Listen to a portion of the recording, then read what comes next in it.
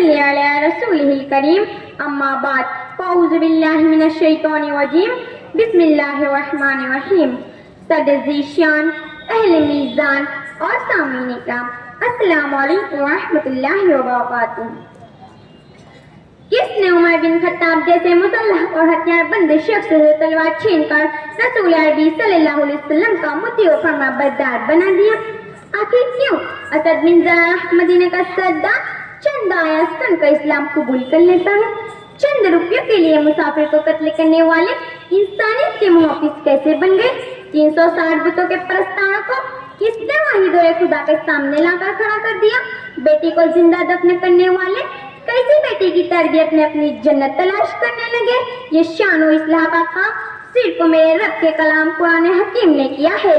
بے شک یہ قرآن کا اعجاز ہے کہ کوئی بھی صحیفہ دنیا میں قرآن کا رتبہ پا نہ سکا، اور یہی میرا موضوع سخن ہے۔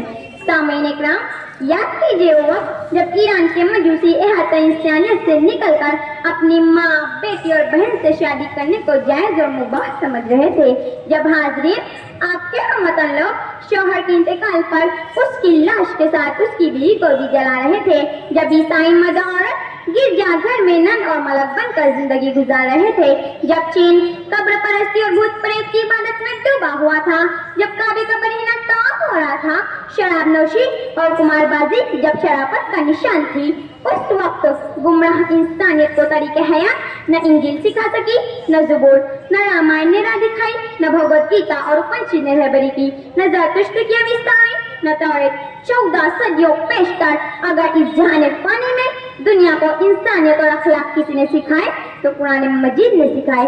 سچے میرے آقا محمد رسول اللہ صلی اللہ علیہ وسلم۔ اتر کر ہیرا سے سوئے کام آیا، اتر کر ہیرا سے سوئے کام آیا، اور ایک نسخے کیمیا ساتھ لایا۔ بے شک کوئی بھی صحیفہ دنیا میں قرآن پر رتبہ پا نہ سکا۔ سامعین، ہے کوئی کتاب، کوئی صحیفہ، کوئی پستک یا گرنتھ جو میرے قرآن کی فصاحت و بلاغت کو پا سکے؟ زبان و ادب شاعری عربوں میں اس قدر عام تھی کہ ایک چرواہا بھی بہترین شے کہہ لیتا تھا، مگر جب سورہ کوثر کعبے کی دیوار سے لٹکائی گئی تو عرب اور مکہ کے تمام شعراء اس کی جیسی کوئی آیت نہ بنا سکے۔ ایک شاعر نے اگر کہا بھی تو صرف یہ کہ ما ھذا قول البشر، یہ کسی انسانی کلام نہیں ہے۔ بہت تعریف کرتی ہے نا آپ کی دنیا فردوسی اور ہومر کی، سعدی اور شیکسپیئر کی، والمیک اور ملٹن کی، گوئٹے اور بیکن کی، نابغہ اور سیسرو کی، امراء القیس اور خسرو کی، ان کی فصاحت و بلاغت ہے۔ جھوٹے اور تخیلاتی کہانیوں پر آؤ، میرے قرآن کی فصاحت و بلاغت ہے انسانوں کو صحیح راہ دکھانے میں، سچائی، صداقت، اخلاق و محبت کا درس دینے میں۔ یقین جانو سامعین کہ کوئی بھی صحیفہ دنیا میں قرآن کا رتبہ پا نہ سکا۔